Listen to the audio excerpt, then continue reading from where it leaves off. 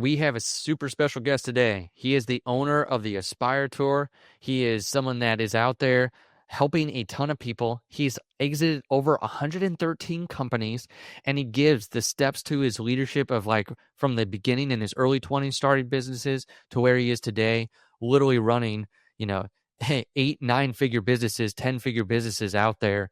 And he gives you how he became a leader, the steps to leadership, managing people, like some very practical things, not just a pie in the sky. So it's Eddie Wilson. I'm super excited. He's been a dear friend of mine for a long time, and I know he can help you.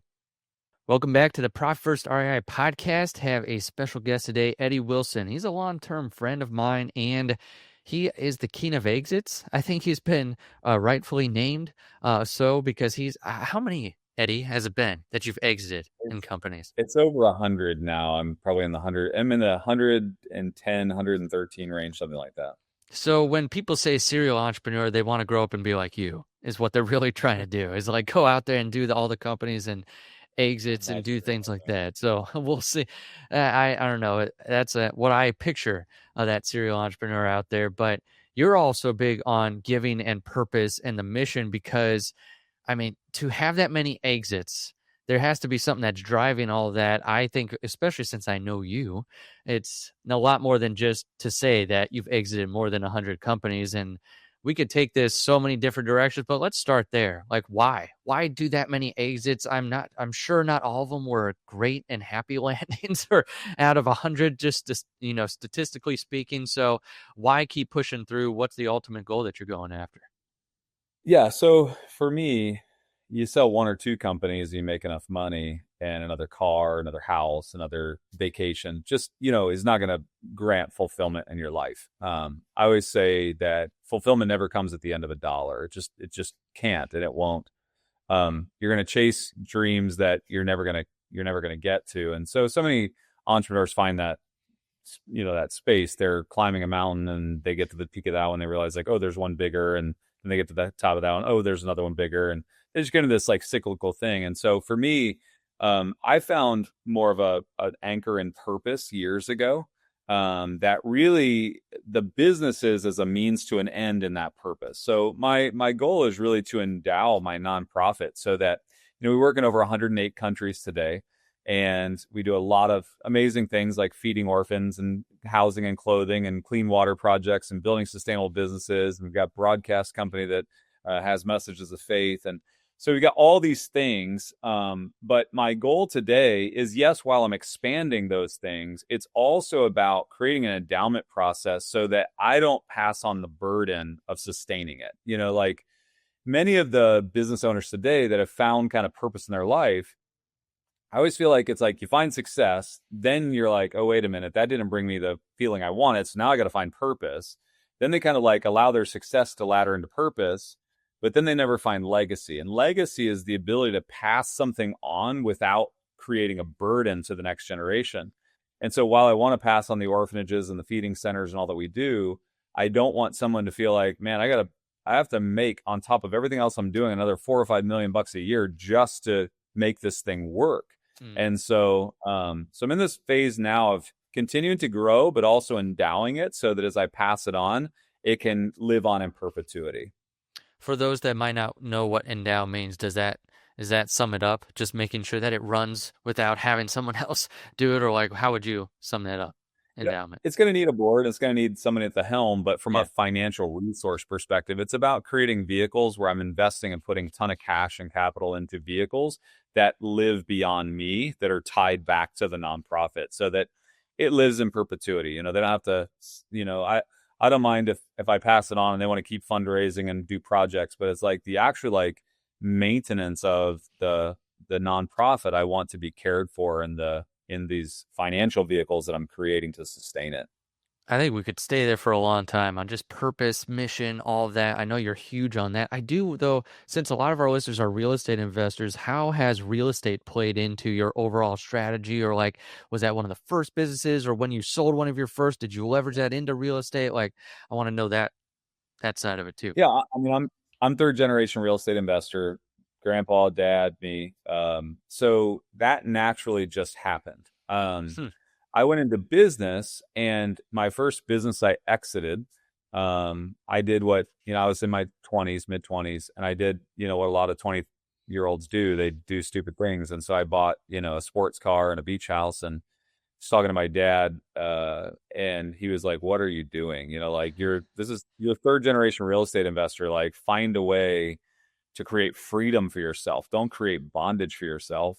And we set out a goal of how much passive income I wanted to create at that time. So I sold the sports car and the house, and really focused on investing in things that were going to give me freedom versus give me bondage. And so then I kind of hit that first milestone in real estate, and then was building businesses. So real estate was never a primary focus.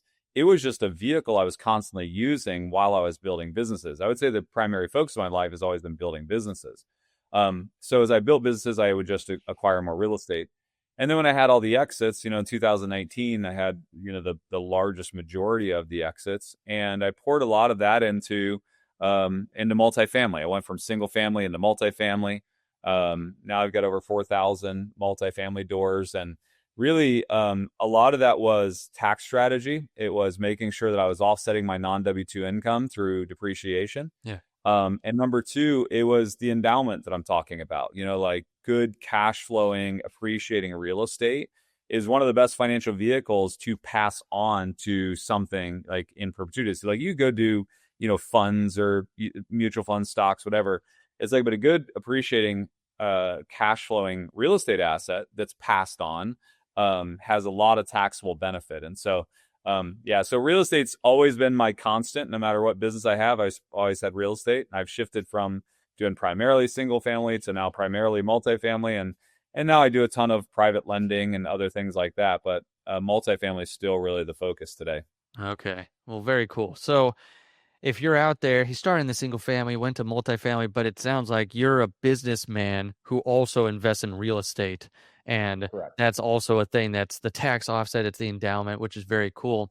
Now, for people out there that are listening, Eddie, what was that journey like? Because you have gone big and hard in the business space. So what was it like being a 20-year-old and like getting into your first business, selling it, and then you have just gained momentum? And then I'd love for you to go into some of the stuff that you're doing today and a lot of the things Yeah. that you're working on, now. Sure. My first exit was an accidental exit. Okay. I probably don't tell this story enough, but I had built an ad agency. I was looking for capital, Yeah. and I didn't know the game. I didn't know what I was doing. And a broker with Merrill Lynch said, "I've got some capital for you." I never thought to ask who. I just thought he had that taken care of. Well, I sat down at the closing table to get the capital, and I'd already extended myself to the point where I had to have the capital or else I was done. But I just thought it was a done deal. And they kind of revealed, like, "Hey, we're actually the biggest, they're Starcom Worldwide, largest ad agency in the world," kind of revealed, like, "Oh, by the way, we're the ones that are sourcing the capital, and this isn't going to go how you thought it was going to go. We're not giving you capital. We're going to buy your business." Yeah. Boy. And that was a big learning curve, because I really was put into a place of like either sell or fail, Yeah. and decided to sell. But I grew up in a very amazing household. My mom and dad were super emotionally intelligent. One thing, in the loss of a sister that I had, my mom would constantly make me rehearse gratitude over the time I had with her. So, I was grieving as a young man, and my mom would say, like, "Hey, like, I know you're struggling, but tell me about the best day you had with Rebecca. Tell me about," and she began to help me rehearse a lot of the gratitude I had over Yeah. what I had received versus what I had lost. And my mom would always say to me, "Eddie, gratitude is the greatest catalyst in loss. If you can find the positive gratitude in what you've lost, it'll catapult you to like amazing things." And then that practice has been a part of my life. So after that day, I was driving back in to sign papers, and I started thinking those thoughts. What do I get versus what do I lose? What do I gain instead of, what am I losing? And they were paying me, like, forced exit, but they're still paying me 7 times EBITDA on this business. And I started thinking, that what that means is if I work the next 7 years of my life I'm going to get the same thing, but I'm going to get it today or within the next, Yeah. period of time versus waiting 7 years to get it. So I actually get 7 years of my life back. What would I do today if I had 7 years worth of money that I'd have to wait for 7 years to do if I was in the circumstance that I was in yesterday versus the circumstance I'm in today? And I started really pondering that and realized that very few things in life allow us to speed up time. Hmm. There are a lot of things that cause us to waste time. And, I grew up in a very faith based household, and there's this Bible verse that says, redeeming the time for the days are evil. Life, days, humanity, everything is against you when it comes to time. I've found very few things that help me speed up or gain back time. Yeah. And I thought that day, I felt like I found the secret to life because I was like, man, if I could create things with exponential value and Yeah. receive the value today versus waiting for the future, like, why wouldn't I focus there? I made two promises to myself that day as I was signing the papers. One, I'm never going to sit on this side of the table anymore because it kind of sucks being over here, not knowing what's going on. I'm going to learn that game as much as they learn that game. I'm going to get better at this game than they are because they had no stress. They were just like, this is how it's going to happen. I was like angry and frustrated and couldn't believe they were taking advantage of me. They didn't care. It's just like, yeah, this is what's happening. Like, no stress. Like, I need to be on that side of the table. Not to take advantage of people, but just in knowledge. And the second thing is if I could exponentially speed up living my 80-year-old life today in my 30s, like, what would that look like and what would I do with it? And it caused this like level of responsibility to kind of come over my life. And so that's the big change I made in my life was after that first accidental exit. And now I've exited over 100 and, 13 companies with intention, because what I'm doing is I'm building something with exponential value and then getting the value of it years before I would if I just worked it. And Yeah. I don't know of anything else in the world that you can do that with. And so when I realized the power of buying and selling companies and the fact that people were willing to pay you multiples, it was like, well, real estate really doesn't pay me a multiple. I mean, like, you can if you build a REIT and there's ways to do that now, but there wasn't back then. So it was like, wait a minute, I'm onto something. And that's where I've really focused on that place is it really has zero to do with the businesses. It really has zero to do with the money. It has everything to do with like, I don't have to wait till I'm 80 to live my 80-year-old life. I want to live my 80-year-old life when I'm in my 40s, Yeah. All right, I have to pause the episode real quick. If you're a real estate investor who's tired of wondering where your money is going or why you're closing deals but still feeling broke, you need to talk to Simple CFO.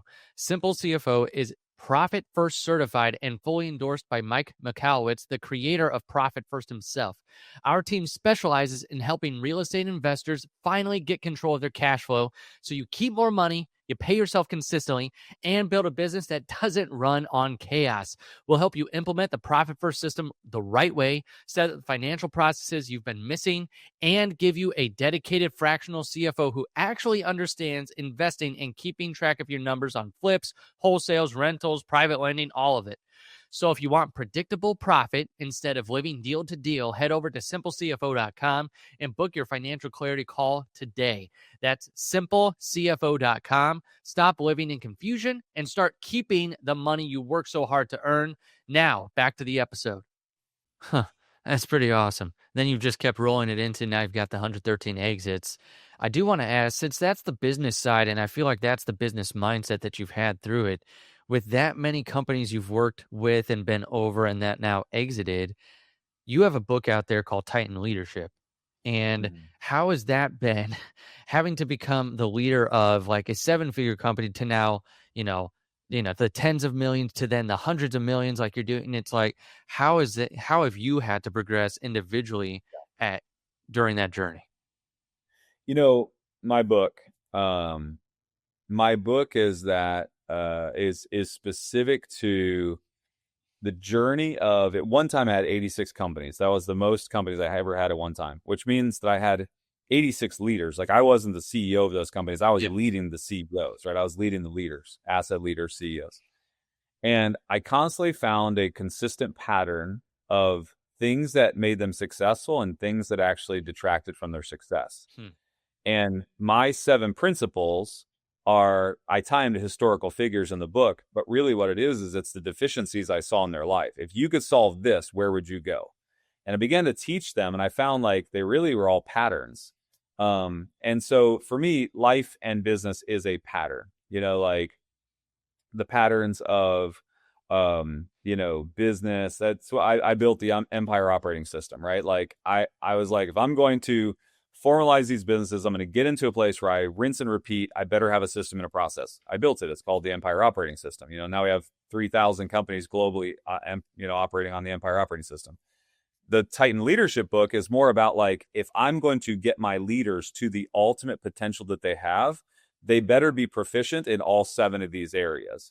And so it's all systematic, based on the nice thing about operating at scale is you get vision into so much more of what's happening. Yeah. When you have $1 million business and you have, 5 employees, 7 employees, versus you have $1 billion business like I had and it's got 6,000 employees, you get so much more information. It's data points times 10, and so, or times 1,000, right? But it's like you get that, and then you're able to see the patterns more clearly. It's like, and to me, the patterns are everything because the patterns allow you to create systems. Hmm. So that's how you figured it out for all of them. But what about you? Like to be able to go to that level of leadership, because it's almost like you created this system to make sure that those leaders were there. And then how did you pick up on that throughout that journey and become that leader of the leaders? I feel like there's 3 levels of leadership. There's there are people that can lead themselves. And by the way, that's missing in a lot of places in this world. Yes. Second thing is that you can lead followers, right? Like Mhm. people that are just have a proclivity to lead, or to follow. They need somebody to tell them what to do. Yeah. And then there's the leader of leaders, right? Like there's the next level, the leader of leaders. I think in order to be a leader of leaders, it really takes 2 things, which to me has been a journey it's been my own journey. The 2 things Yeah. are, number one, I think that you can't just be competent. You have to be a conscious competent, meaning you can't just be good at something. You have to know why you're good. Because if you want to lead leaders, typically leaders by nature are inquisitive. How did you do that? What were the steps to success? If you can't give them the steps to success, then oftentimes they're just going to move past you. Yeah. And so conscious competence is so important. It's not just about like, man, I'm good at sales, or I'm good at people, or I'm good at process. Why? What makes you good at what are the steps that make you good? Teach me how to do it. And so to me, I've really fundamentally honed in on what are the steps that it took me to get to the success that I just experienced. Like, don't just go through life. Like some people have the Midas touch and everything they touch turns to gold. Some people have the Midas touch and they can turn around and tell you, like, here are the 10 steps it took me to get to gold, And that's what it takes to be a leader of leaders. Number 2, it takes a conscious awareness and a drive to mitigate your let's say like you have strengths and weaknesses. I don't think you have to necessarily turn your weaknesses into strengths, but you have to mitigate your risks when it comes to weaknesses. Mm. Meaning your weakness is always going to drag you down. Like I like the book Strengths Finders. It went kind of like through the ranks of corporate America, 10 years ago. And it's great. But the one flaw I see in it is like they really say you need to focus on your strengths because the strengths are going to get you to success. That's true, but getting to success shouldn't just be our main goal. If you want to be a leader of leaders, you actually, a leader of followers, can take somebody from point A to point B successfully. A leader of leaders can take a person from point A to point B successfully and make them better along the process. So the way you do that is through mitigating where you have weaknesses. I'm never going to turn my weakness into a full strength. I was created a very specific way. There are things that work for me and there are things that don't. But understanding my weaknesses and making sure that I'm putting people in my life, processes in my life that mitigate those weaknesses, allow me to elevate to a point where I can still speak to everybody in those areas of strength. When I look at the 7 points in my book, there are 2 I lack. And the two that I lack, I mitigate those by putting the people in my life that actually prop them up, right? Like life's about people, and you can't have success without them. No matter how much we want to turn to AI and process driven, business orientation, it's like you need people. You still have to have people. Like people still have to speak into the AI. They still have to program the AI. They still have to tell the AI if it's correct or incorrect. Like we need people, and you have to be successful with people. And so you can't just live in your strength. You have to live in your strength while mitigating your weakness. No, that's really good. Sounds like you are also take point number one. You know why you're competent and being able to do that, and then turn that into number two and being able to put those right people into place because it's that self awareness, which is really good. Mhm. To recap that, I like that, and I like how you had the three levels. It's like leading yourself. Hopefully, you can do that. If you're not there, that's a Mhm. totally different topic of conversation. Leading followers and then leading leaders. What would you okay, so you've seen lots of things in the business space. What would you say is the hardest part of business? The hardest part of business is always people, um, because people bring the greatest variable. I always say, like I talk to business leaders all the times. We coach them, we speak to them. I've got the Aspire Tour, so we've got thousands of them coming in every single month that we talk to. Um, and I constantly I'll ask her, what's the hardest part of business to you? And they'll say, oh, it's finance. Oh, it's marketing. Oh, it's, Yeah, whatever. And the reality of it is it's like, well, but what's deficient in every one of those areas? And it always goes down to people. Like, yeah, well, so if I put a fractional CFO in your business that knew everything to know about your business, its finances, would it solve your problem? Yes. Okay, it's people. Like if I had the most brilliant marketer that could articulate your message to the specific consumer you want, okay, it's people. It's like people's the hard part. And they're always the variables. And that's why we call them the Fortune 500, is because usually the amount of staff it takes to get to that level is exponential, where the small business in America, has like 2.5 employees.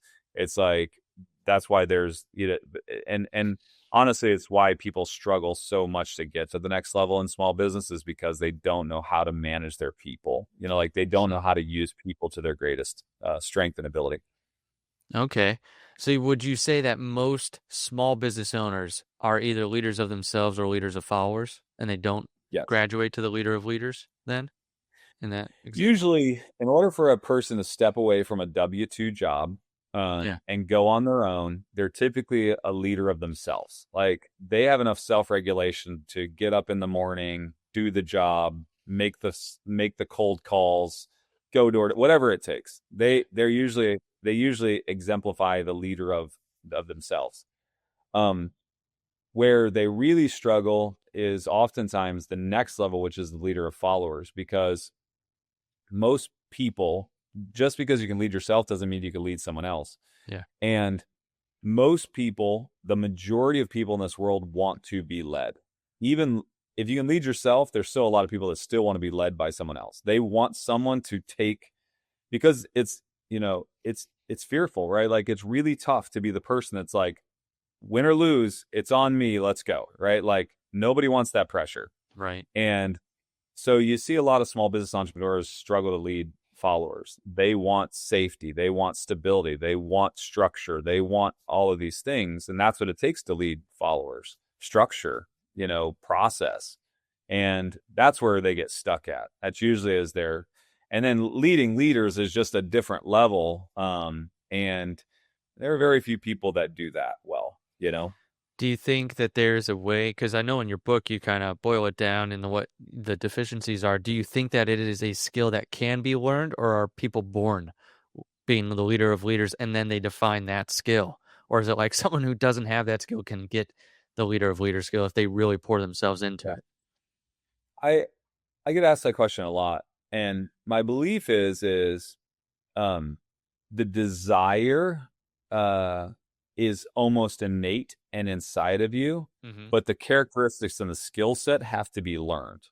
Okay. Um, I think it's kind of a two-part answer. It's like I didn't ever really want to be a leader. I just found myself always in a leadership position. And it was like there was something inside of me that, like, when something wasn't going right, I'd say, okay, give it to me, I'll take it. Right. Like it was like, like it didn't matter if it was sports or school or whatever. It was just like, hey, I'll do it. Like, um, but getting good at leadership, which I think I have a long way to go. I think is a practice, right? Like I think it's skill development. I think people have certain proclivities, and I think there are certain people that are really bent towards that ability. But I think that every great leader in the world has had some training or some self awareness to understand where they needed to develop. Yeah. That's a good answer. It seems like there's so many different types of leaders out there that have become the leader of leaders. So it's like from all shapes, backgrounds, sizes, everything. And it doesn't matter. That's as long, I like how you put it. If they have that innate sense of like, I want to do it, if I'm called to do it, like I'll answer that call type thing. It's There's kind a of what I was need. hearing. Yeah. There's this need inside. They don't know why. They just Yeah. need to. Nice. And I also want to make the point that not all successful people are great leaders, right? Like I would really question if Steve Jobs was a great leader. He was a great visionary. He was good at least putting people around him to prop up what he was doing, but like he's kind of a mess when it came to developing people, Yeah. and so I don't know that I think that we have to make sure we define leadership properly. Yeah. Do you have a good example on the other side? Like, because Steve Jobs, of course, like super successful, super great. But yeah, that definitely resonates. Is there someone where you say, you know what, this one is a good leader, and they've super successful company? Is there someone that you point out to? I think I would look at I'm a huge Ohio State fan, and so I hate to even give you this reference, but Nick Saban, just resigned as Alabama coach.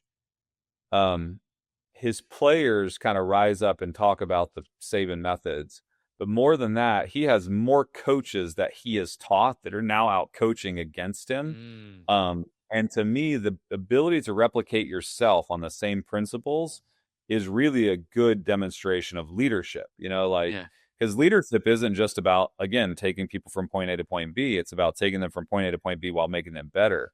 And you have so many, they call it the leadership tree, right? It's like out yeah, of Saban comes like this just like ripple effect. And to me, that's a really great example. yeah. Well, this has been awesome. There's so much we could go down. Like we could do several sessions here, I'm sure. But I wanted to wrap it up here with like, what do you want to point people to? Because you've got, like you said, the Aspire Tour, you've got Empire, you've got Money Is, you've got you. Yeah. If you're listening to this, you don't know Eddie. I mean, he's got lots of things he's doing right now, and that we're a part of too, and that we fully endorse and stand behind. So, Eddie, I'm not sure where you want people to start. Sure. Yeah. So I have a private equity firm called Collective Influence. Collective Influence is the parent to about 27 companies now. And then I have the nonprofit side, which is impact others. And so I would highly recommend if something I've said is made impact on you today, or you have more questions. One of my business partners, Dan Fleischman, asked me to take this year and respond to all my DMs. He said, "This year you're going to be standing on the biggest stages in the world. Why don't you spend time connecting with the people that your message resonates with?" So this year I've taken a lot of time, typically an hour or two a day, where I'm just responding to DMs. And so Eddie Wilson Official is all of my social platforms: Instagram, TikTok, Facebook, LinkedIn, all of it. And I do actually respond to my DMs. And so if you have a question or you have an idea or you have a thought, I would love to hear feedback. But you can check out Collective Influence. It kind of shares, it's over the Aspire Tour and Money Is and Level Up and, all the brands we have underneath of it. And then if you ever want to check out what we're doing around the world globally to help impact other people, you can go to impactothers.com. Very cool. So there you go. It sounds like follow you on all the different things because then that'll show them too where you're going, what you're doing. And then you can connect with Eddie as well there. If he's going to respond to your DM for this year, you've got a few more months, till the end of the year, so he'll respond to you. That's pretty cool. So get on there, shoot him a message. Also, I believe in what he's doing. There's so many different things that where they're driving that revenue and then they're giving back. And he's got the impact others and pouring into the world as a whole. And it's not just that money making. It's all about making sure that where we put the money as well too. And I really love what you said at the beginning. It is that impact, that mission, that purpose, and really making sure that it goes past you as well too, and all the different things you're doing. So I think there's a lot to learn. Like I said, we could have gone so many different routes and stuff. When we need to get you on to talk about empire and going through the different levels and stages of business and all that stuff as well too at a future one. So I have to do something like that. But Eddie, thank you for being on today. I appreciate you sharing with the audience. And if you're listening to this and you're like, oh my gosh, I need some of this, what he was talking about, make sure to follow him. But if you need help on the financial side and you're like, where the heck is all my money going? I'm making money, but feeling broke. Go to simplecfo.com and we can put that person on your team. So if the finances are bugging you, like he was saying earlier, you can put a person on your team that's helping you and guiding you through that process. Again, Eddie, thank you so much for being a guest on the show. Thank you. That's it for today's show. Be sure to subscribe, review, and share this episode. If you're serious about financial systems and keeping more of your profit, visit simplecfo.com to take your free discovery call today.